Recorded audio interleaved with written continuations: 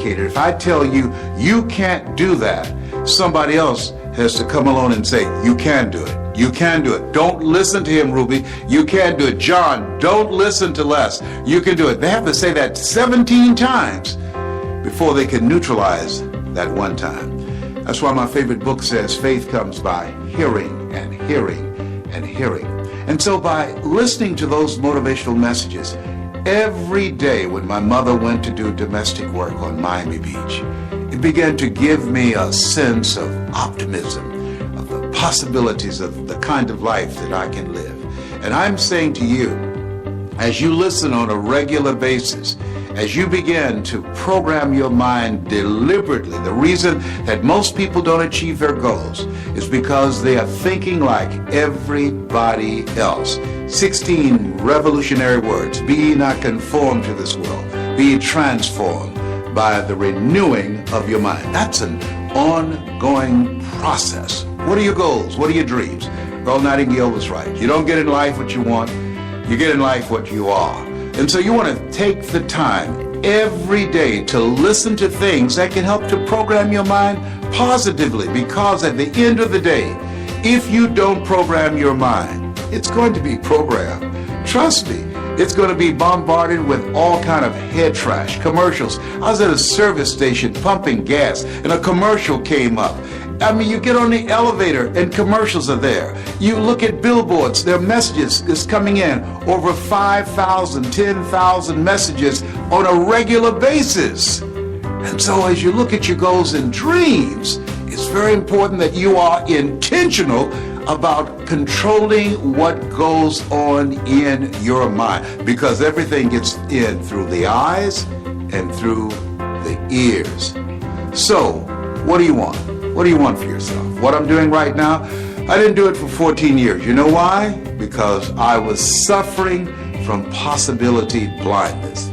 Have you thought about doing something and you looked at what you wanted to do and your heart said, I could do that. And then your mind asked, how? And then you start thinking, well, I can't do that. I don't have a college education. I can't do that. I don't have an MBA or a PhD. I can't do that. I've never worked for a major corporation. Why would corporations reach over people with PhDs and MBAs and years of experience and pay me to come in to do something I've never done? I thought about doing this for years, and I talked myself out of it. There's an African proverb that says, if there's no enemy within, the enemy outside can do us no harm. Shakespeare says, therefore, dear Brutus, it's not in our stars, but in ourselves that we are underlings. And so as you look at yourself and look at your goals and look at your dreams, I'm saying to you that it's possible. Because if anybody at any point in time had a goal, had a dream of what they wanted to achieve, and they made it happen, then it's possible that you can do it too. But you've got to be intentional about programming your mind. So here's some things that's very important. I want you to hold in mind what it is you want to do in your personal life. What is it that you'd like to do? Maybe you want to do something for someone you care about. That was the goal and dream that I had. And I purchased 4 different homes for my mother. And I want you to think about your financial goal. You know, people say money won't make you happy, but everybody want to find out for themselves. I have a friend named Rita Davenport, and Rita said, money can't make you happy, but it's right up there with oxygen. And I agree with that 100%. So as you look at your goals and dreams, I want you to think about your financial freedom number. What does that look like? That once you achieve that, it will alleviate a lot of stress. Once you achieve that you have more time for yourself and for your family. You can go on that dream vacation you've been thinking about, or buy that dream car or home that you desire. Once you earn that amount of money, it would be like becoming debt-free. I want you to think about your financial freedom number. And then once you come up with that number, and I want you to write it down, as you come up with that number, I want you to multiply it 100 times. Yes, 100 times. Read my lips, 100 times. Why? Because I found that most people fail in life, not because they aim too high and miss. No, most people fail in life because they do what I did for a major part of my life.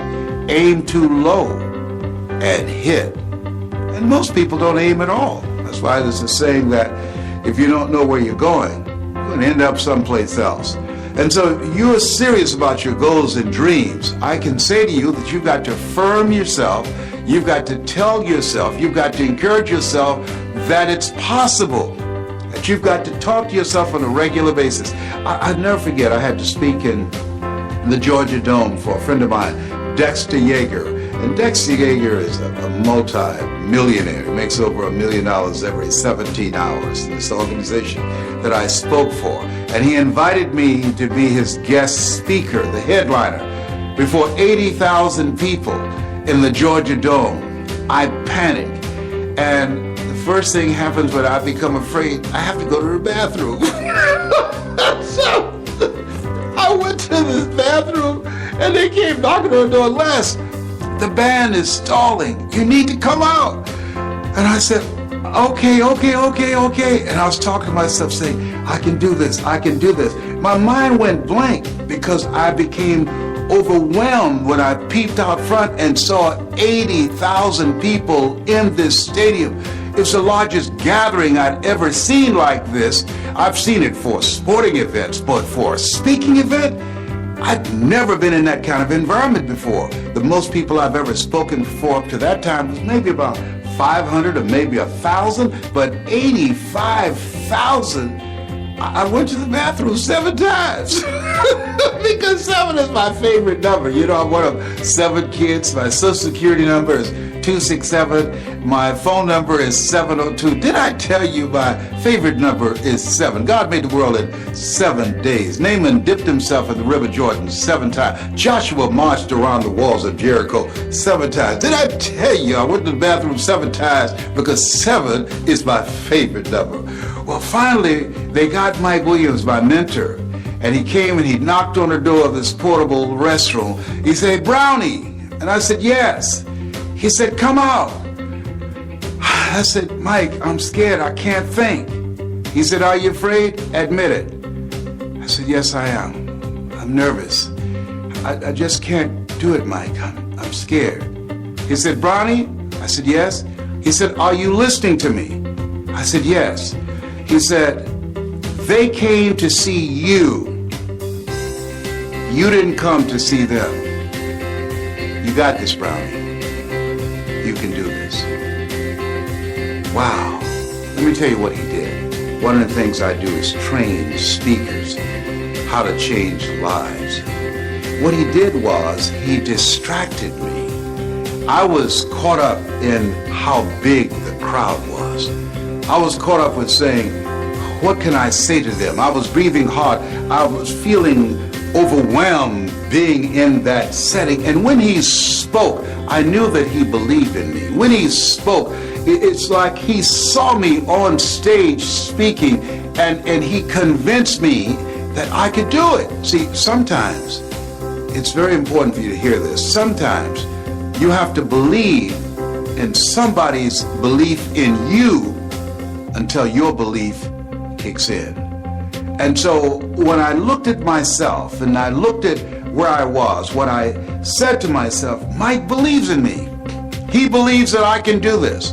And I'm saying to you, as you look at your goals and look at your dreams, one of the things that's important in maintaining an achievement-driven mindset and a spirit of optimism is having someone in your corner, having someone who believes in you, having someone who can see what you can't see.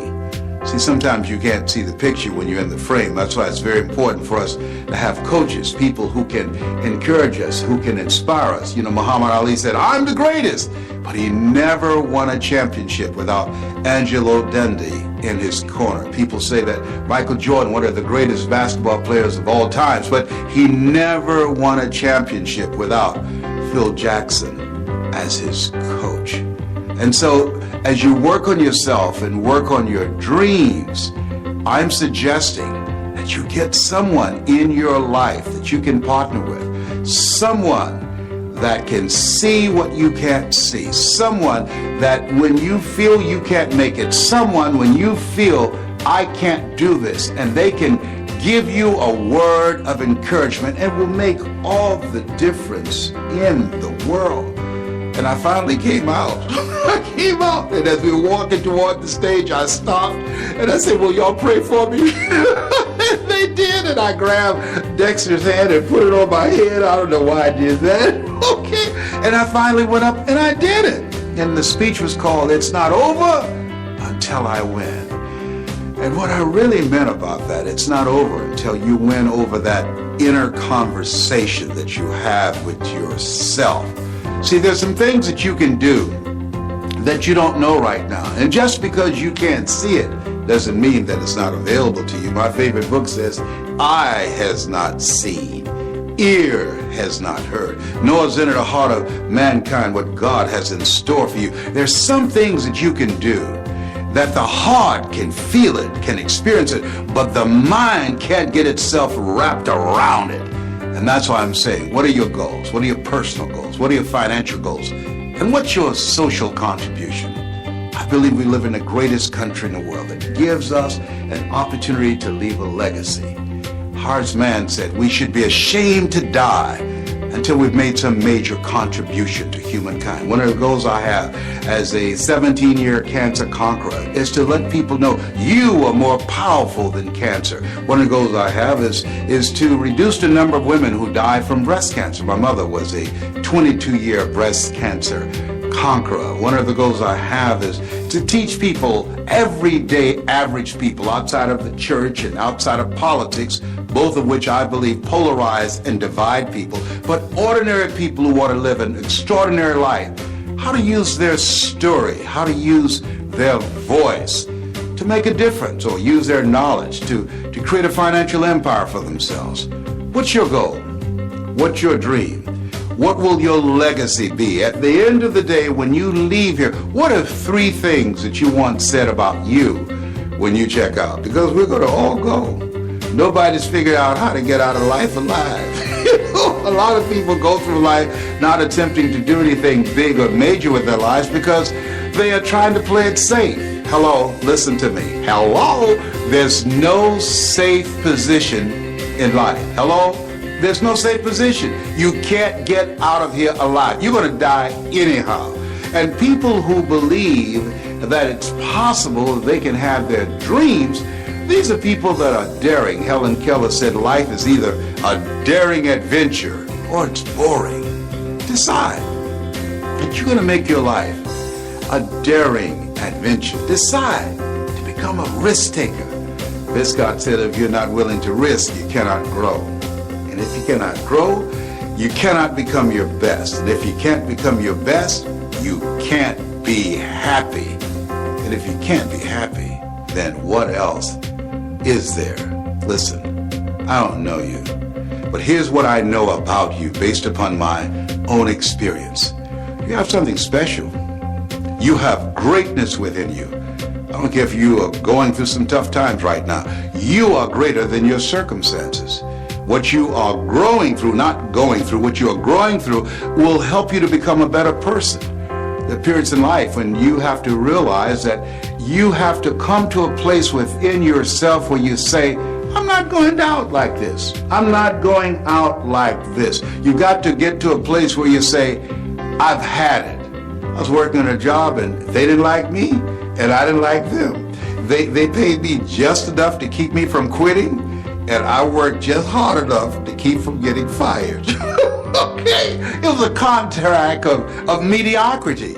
And I got to the point, and this is when people change their lives. I got to a point where I said, hey, I've had it. I'm out of here.